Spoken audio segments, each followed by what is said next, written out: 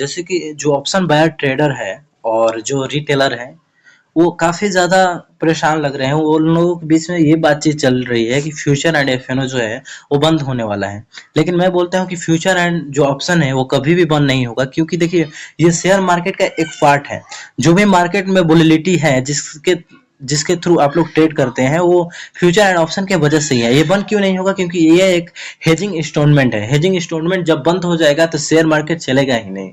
जो आप mutual fund SIP वगैरह करते हैं वो सब भी खत्म हो जाएगा। तो हेजिंग इंस्ट्रूमेंट होने के वजह से ये बंद नहीं होगा। बस सेबी कुछ रूल एंड रेगुलेशन लेके आया है जो आपको फॉलो करना पड़ेगा। जैसे कि मैं पहले बता दूंगा कि इसमें चेंजेस क्या होने वाला है और क्यों, किसके वजह से ये चेंज होने वाला है। देखिए, जैसे कि नियर एक्सपायरी रहता था, हर एक वीक में एक एक्सपायरी होता था, तो इससे फायदा किससे होता है?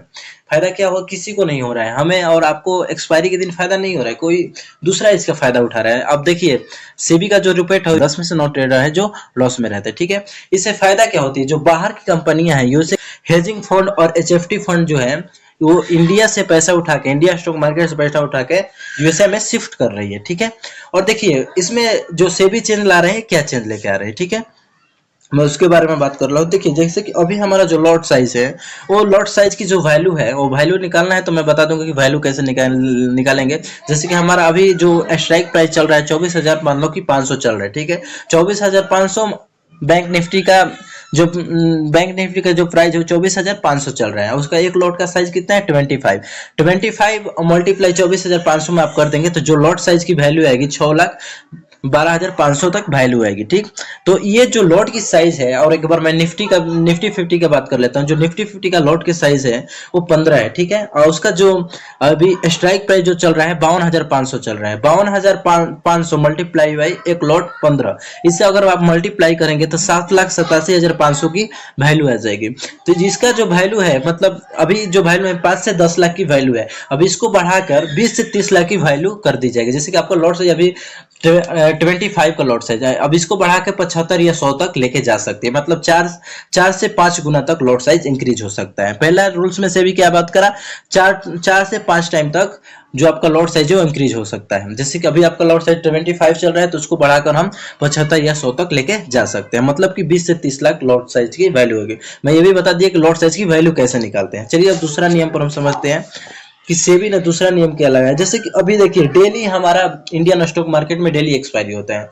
कभी निफ्टी 50 का हो जाता है, कभी बैंकेक्स का हो जाता है, कभी यहाँ हमारे सेंसेक्स का हो जाता है, और कभी हमारा बैंक निफ्टी का होता है। मतलब डेली एक एक्सपायरी होता रहता है। तो अभी इस एक्सपायरी को बंद करके, जो डेली एक्सपायरी है, इसको वीक में एक बार एक्सपायरी को किया जाएगा। जैसे अभी, और दूसरे नियम का बात कर लिया, ये दूसरे नियम है। और तीसरे नियम का मैं बात कर लेता हूँ। तीसरे नियम में जो सेबी है लागू करने वाली, हो क्या लागू करने वाले, जैसे कि पहले हम क्या था, किसी भी स्ट्राइक प्राइस में किसी भी ऑप्शन चेन को सिलेक्ट कर हम ऑप्शन ट्रेडिंग कर सकते थे, ठीक। लेकिन अब आपको लिमिट मिलेगा, 2 ही 3 आपको स्ट्राइक प्राइस चूज करने को मिलेगा। 2 ही 3 ऑप्शन चेन। नियर एक्सपायरी में जो कंट्रैक्ट की आपका वैल्यू है वो कम होता जाता था। जब भी एक्सपायरी नियर नजदीक आता था, वो कंट्रैक्ट की आउट ऑफ द मनी की जो प्राइस है वो कम होता जाता है। अब ये क्या होगा, कम हो रहा था वो प्राइस को इंक्रीज कर दिया जाएगा। मतलब high margin requirement near expiry, जब मतलब कि एक्सपायरी जितना करीब आता जाएगा, वो कंट्रैक्ट का वैल्यू उतना ही ज्यादा बढ़ जाएगा, ठीक। ये समझ लीजिए चौथे में। और पांचवे कॉन्सेप्ट में हम बात करेंगे कि देखिए, निफ्टी या निफ्टी 50 में जो आप सेलिंग करते थे, तो सेलिंग में जब हम लोग करते थे तो उसमें क्या होता है, हमें मार्जिन के तौर पे एक्स्ट्रा फंड ऐड करना होता था। मान लीजिए, मैं एग्जांपल के तौर पे समझा देता हूं। अभी आपका कैपिटल है 10 लाख, ठीक, और आप 5 लाख से ट्रेडिंग करते हैं। तो जब आप सेलिंग करते थे तो 5 लाख एक्स्ट्रा मार्जिन के तौर पे रखते थे। वैसे ही आप ऑप्शन बाइंग भी करेंगे तो आपको मार्जिन के तौर पर कुछ कैपिटल ऐड करके रखना पड़ेगा।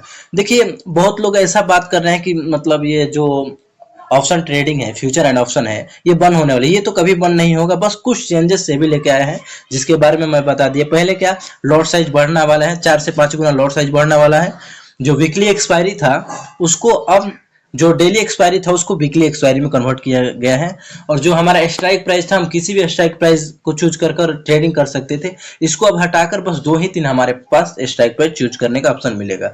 और जो हमारा देखिए, जब जैसे ही हम एक्सपायरी के नजदीक जाते थे तो हमारा कंट्रैक्ट की जो वैल्यू होती है वो कम होता जाता था, इसको भी अब बढ़ा दिया जाएगा, वो ज्यादा होता जाएगा। जैसे ही हमारा एक्सपायरी का दिन आता जाएगा, वो जो कंट्रैक्ट की वैल्यू है ज्यादा कर दिया जाएगा।